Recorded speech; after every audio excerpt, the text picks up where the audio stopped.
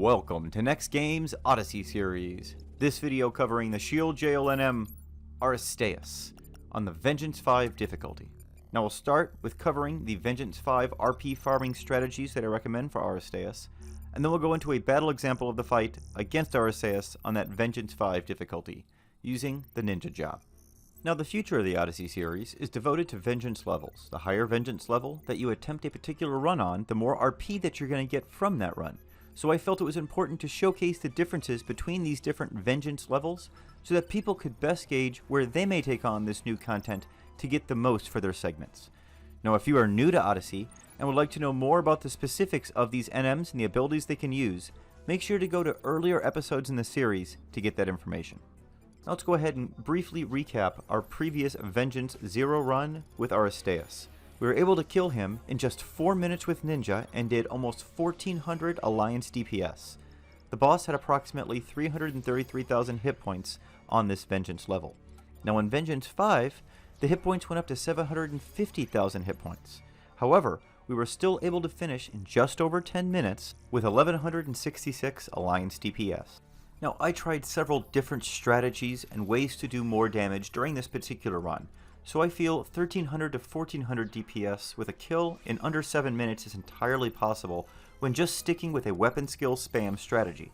Magic Burst and Skill Change do practically no damage to this boss, so don't bother incorporating them into your strategy.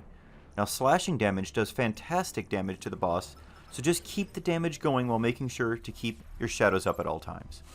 Now your biggest risk on this boss fight comes from Orthopterror, which is an ability which will be blocked by your shadows normally, but if it's not, it will hit you for upwards of 2000 damage and terrorize you for up to 10 seconds. Now this is complicated by the fact that Aristaeus uses many moves that wipe multiple shadows, and he has the ability to use TP abilities back to back with no delay between them. This makes it possible for him to strip your shadows with one ability, and then get an Orthopterror in with the next ability before you can get those shadows back up. To combat this, you want to make sure to keep Megawari up at all times, as well as always have at least a few shadows in case he tries to sneak in this combination. Now I recommend paralyzing Aristaeus, but the rest of Ninjas and Feebles did not land reliably. Use Kaka, Gekka, Megawari, and Yonin at all times.